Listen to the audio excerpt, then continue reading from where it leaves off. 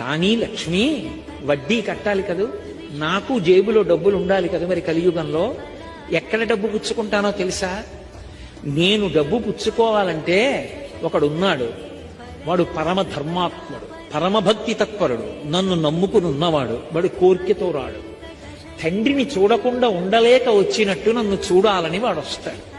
నాతో వెంకటాచలంలో ఒకానొకప్పుడు ఒక వృద్ధ అర్చకుడు చెప్పాడు, ఒక్కొక్క రోజు వెంకటేశ్వర స్వామి వారి ముఖంలో గొప్ప సంతోషం కనపడుతుందండి మాకు.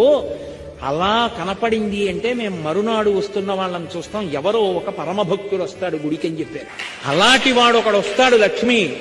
వాడు హుండీలో డబ్బులు వేయడానికి ఇలా చేయి పెడతాడు. వాడేం పెద్ద పెద్ద కట్టలు వేయడు, వాడు ఒక పావలా కాసో 2 రూపాయలో వదులుతాడు. వాడు వేస్తున్న డబ్బు కోసమని నేను హుండీలో ఇలా చెయ్యి పెడతాను. అది మిగిలిన డబ్బులో పడదు, నా చేతిలో పడుతుంది. అది తీసి ధనదుకు వడ్డీ